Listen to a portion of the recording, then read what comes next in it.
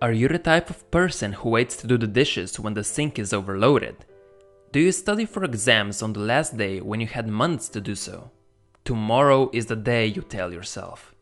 Wouldn't it feel fantastic if you reached the end of the day and looked back with satisfaction on the things you have achieved? It feels great to get things done. It makes our brain's reward system very happy indeed. Yet most of us have a list of important tasks that we have been avoiding. Emails unwritten, projects not started, things we're putting off despite the fact that they are not going to be any easier tomorrow. Laziness is a nasty little affliction that affects everyone from time to time.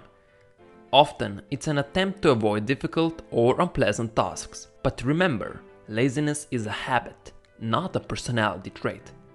Overcoming laziness or the ability to do things that we do not want to do is a crucial part of gaining success. Although it's common and a natural part of life, it has the potential to completely consume us. I believe there are two kinds of laziness. First, there's the kind where you have been working your butt off for weeks and finally, after all your hard work, all you want to do is be lazy and do nothing. But then there's the kind of laziness where you struggle to find motivation. Every time you think of something you would like to do or achieve, you cannot find the energy or drive to work toward it. This is the kind of laziness that I'm talking about. But how do you overcome it? Often our grand plans don't work out because they seem overwhelming. That's why one of the hardest things is to simply get started. Ironically, once you start tackling your plans, it will all feel less difficult and overwhelming, and you'll likely feel a lot less tense. So instead of stressing about your lazy nature, commit to taking baby steps. What's the smallest possible action you could take toward your goal? For example, you could go out running for only 3 minutes, do the dishes for 5 minutes, write on that report you've been procrastinating on for 10 minutes. I use this habit almost every day in some way. I set an alarm for 20 minutes and then see how much I can get done in that time. Usually it gets me motivated to keep going after the timer goes off, but if it doesn't, at least I did something. Some people like to set the alarm for 5 minutes, 10 or 30, but the basic principle remains the same. So the toughest part about doing anything is simply getting up and doing it. But once you're 5 minutes into any project, you will likely find your motivation. Another important aspect for overcoming your laziness is to get organized. So many times we want to do something productive, but the clutter and the junk around us make it seem impossible to get anything done and tempts us to not even start our task. Your physical surroundings have a big impact on how you feel. If your house is a mess, you're likely to feel even more overwhelmed. Clutter creates a sense of chaos, and having to clean your house adds to your giant list of things to do in a ridiculously short amount of time. A nice, clean, and organized workspace just invites us to do some work and be productive. A cluttered and trashed workspace invites us to stay on the couch. So, set aside some time to organize your workspace. Everything from your room, your desk, to your computer files and your favorite links on your web browser.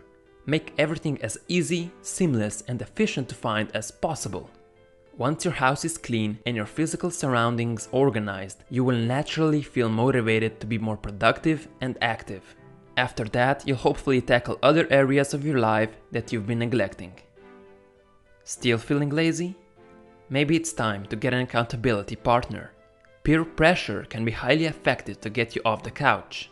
When you need motivation to take action, it's great to have somebody to hold you accountable to go through with it.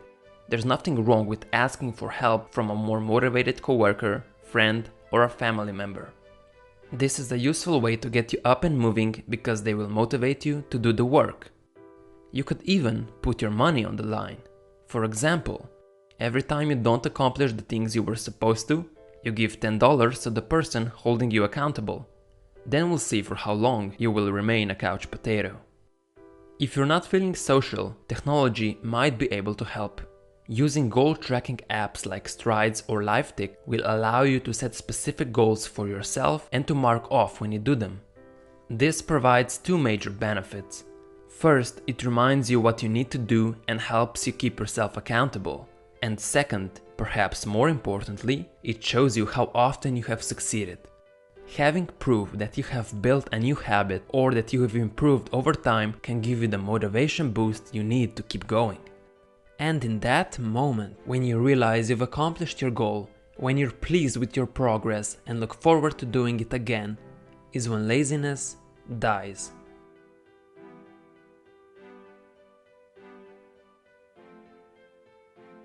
Thanks for watching. If you have any other tips that helped you overcome laziness, share them in the comments below so other people can benefit as well.